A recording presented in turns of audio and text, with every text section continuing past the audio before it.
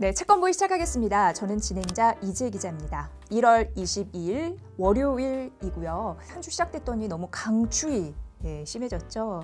방심하면 안 되는 겨울이다 이런 생각은 들고요. 주말 끝나다 보니까 그리고 한 주 시작이다 보니까 몸과 마음이 참 힘들다라고 하시는 분들 많으시던데 주말에 또 한 주를 시작하기 위해서 그 힐링 잘하고 오셔야 될 것 같고 한 주 시작에도 그 곳곳에 5분이라도 힐링 포인트 배치하는 게 중요한 것 같더라고요. 실천해 보시면 도움이 되실 것 같습니다.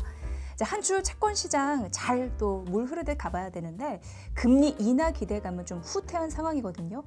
그래서 전략을 어떻게 세워야 될지 궁금하실 것 같아요. 뭐니 해도 경제 상식, 경제 지표 이런 부분 꼭 챙겨야 되니까 저희가 이 코너에서 도움 드리겠습니다. 자, 오늘도 박준우 KB증권 연구원 연결합니다. 연구원님. 네, 안녕하세요. KB증권 박준우입니다. 네, 국채금리가 12월 이후에 또 최고치로 올라간 흐름이 나타났네요. 네, 작년 말부터 금리가 조금씩 오르기 시작하더니 연초에 금리가 다시 한번 크게 상승을 했습니다. 지난주만 놓고 보면 특히 단기물 중심으로 금리가 큰 폭으로 상승을 했습니다. 2년물 금리의 경우에는 27bp 상승을 했고 10년물 금리는 20bp 가량 상승을 했습니다. 최근 1개월로 따지자면 단기물 금리는 하락폭을 대부분 되돌렸고 장기물 금리는 오히려 최근 1개월 기준으로 큰 폭으로 상승한 상황입니다. 네, 미국의 소매 판매는 강한 모습이었습니다.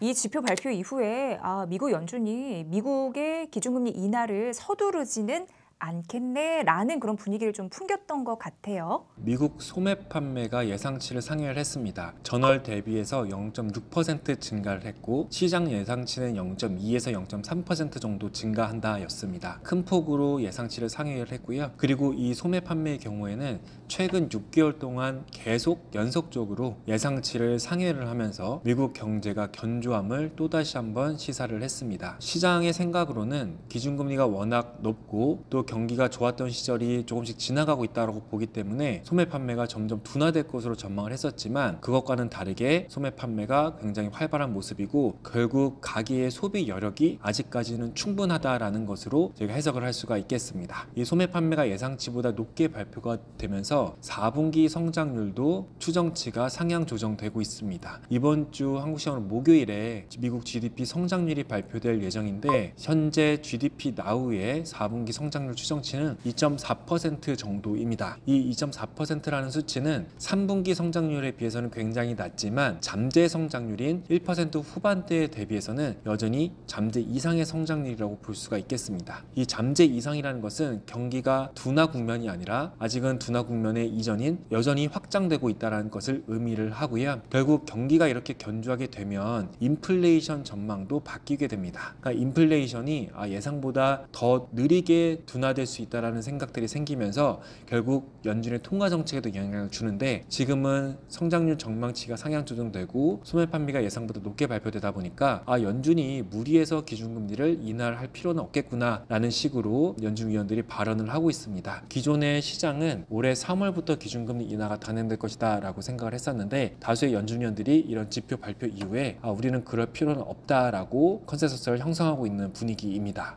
네, 기준금리 인하에 대한 기본 베이스는 좀 깔려 있는데 이거를 언제 인하할 것에 대한 시기 이런 부분에 대해서 좀 저울질하는 부분이 있는 것 같습니다.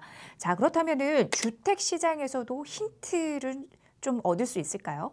주택시장 경기가 왜 중요하냐면 주택 가격이 오르고 내리면 가게들의 소비에도 당연히 영향을 주고요. 그것보다 더 중요한 것은 주택 경기가 활성화되면 그만큼 건설이 늘어나고 건설이 늘어나기 위해서는 각종 원자재를 구매하거나 노동력을 필요로 하기 때문에 고용이 증가하는 효과가 나타나게 됩니다. 반대로 주택 경기가 안 좋다라고 하면 관련된 건설업 경기가 부진하면서 전반적인 경기에도 악영향을 미치게 됩니다. 근데 이러한 주택 경기는 금리에 굉장히 민감합니다. 한국도 보면 결국 금리가 높아지게 되면 대출을 받아서 보통 부동산을 구매하거나 건설을 하는데 금리가 높아지면 그런 것들이 부담되니까 점점 수요가 둔화되는 것처럼 미국도 마찬가지입니다. 최근 2년여 동안 미국이 기준금리를 크게 많이 오르면서 당연히 모기지 관련 금리도 큰 폭으로 상승을 했고 그에 따라서 주택 경기는 사실 굉장히 부진했습니다. 대표적인 지수 중에 하나가 모기지 신청 지수, 얼마나 많은 사람들이 신규로 주택담보대출을 받는지를 나타내는 지수가 있는데 그 부분이 작년 한 3분기 정도까지만 하더라도 굉장히 부진했었습니다. 그런데 작년 4분기부터 금리가 조금씩 하락하기 시작하더니 이 주택 시장, 주택 담보대출 건수도 점점 늘어나는 반등하는 모습들이 관찰이 되고 있습니다. 그러니까 미국 경제는 지금 소매 판매가 견조할 뿐만이 아니라 최근 금리 하락의 영향으로 주택 경기도 좀 최악을 지나가고 있는 상황으로 보여집니다. 주택 경기가 예상보다 빠르게 반등을 하게 되면 당연히 경기 전망이 긍정적이고요. 경기가 긍정적이라는 것은 연준이 또 가파른 인상 혹은 섣부른 인하보다는 조금 더 시간을 두고 기준금리 인하를 저울질하지 않을까 생각을 하고 있습니다. 그래서 저희는 여전히 미국 기준금리 3월 인하는 다소 이르다라는 생각을 가지고 있습니다. 그런 것들이 이 주택시장에서도 좀 확인이 된다고 볼 수가 있겠습니다. 주택 경기는 그래도 좀 긍정적인 방향으로 갈 수 있다. 이런 부분 좀 염두에 두면서 봐야 될 것 같습니다. 어쨌든 금리 하락 이후에 소매 판매 등의 경제 지표가 잘 나오다 보니까 다시금 금리가 좀 오르는 그런 과정이 있었는데 이에 대해서는 우리가 좀 어떻게 접근을 해야 될지 궁금한데요. 금리가 지표가 잘 나오면서 상승을 하고 있습니다. 그런데 저희는 미국 10년물 금리가 4% 전후로 등락할 것으로 전망을 하고 있습니다. 왜냐하면 경기가 조금 좋다고 하더라도 지금은 경기가 다시 엄청난 확장 국면으로 가는 것이 아니라 사실은 앞으로 있을 둔화 국면이 굉장히 속도가 완만하거나 혹은 그 시기가 지연되는 쪽으로 경제 지표를 해석하는 게 바람직할 것 같습니다. 그렇게 본다라고 하면 올해 하반기부터 늦어도 기준금리 인하가 시작되는 건 크게 다르지 않고 시장도 사실은 기준금리 인상을 사실 기대하기는 어렵거든요. 그런 측면에서는 금리가 여기서 크게 오르긴 좀 어려울 것 같습니다. 다만 금리가 하락하는 속도라든지 이미 작년 4분기에 금리가 대폭 하락하면서 약 10년물 금리가 5%에서 4%대까지 하락을 했었는데 사실은 4%에서 다시 3%대에 안착되기까지는 상당 기간이 소요될 것 같다. 이렇게 좀 해석을 하는 것이 최근에 양호한 경제 지표를 해석하는 합리적인 방향이 아닐까 이렇게 생각을 하고 있습니다. 금리의 상승, 일단 상단은 좀 막혀있는 듯한 흐름이고요. 좀 내려올 때까지는 어느 정도 좀 시간차 공략은 좀 필요하지 않나 이런 생각 듭니다.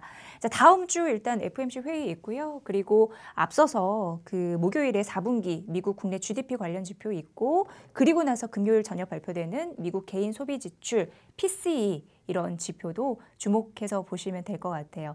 연준이 뭐 얘기하는 디스인플레이션에 대한 입장을 확인할 수도 있으니까요. 자, 박준우 KB증권 연구원님 오늘도 잘 들었습니다. 네, 감사합니다. 네, 한 주 힘내세요. 네, 채권부위는 이번 주에도 아주 촘촘하게 스케줄을 짰습니다. 일단 채권의 본질이 무엇인지 그리고 이자율, 금리라고 할 수 있는데 그 이자의 역사는 어디서부터 시작됐는지 여러분께 알려드릴 거고요. 이외에도 해외 채권, 박수, 갈채 다양하니까 여러분 많은 관심 가져주시면 좋을 것 같습니다. 추운데 따뜻한 일터에서 일하는 게 최고의 정답일까요? 그래도 한 주 힘내시길 바랄게요. 채권부위, 채권으로 경제적 자유를 실천하는 그날까지 열심히 이번 주도 뛰겠습니다.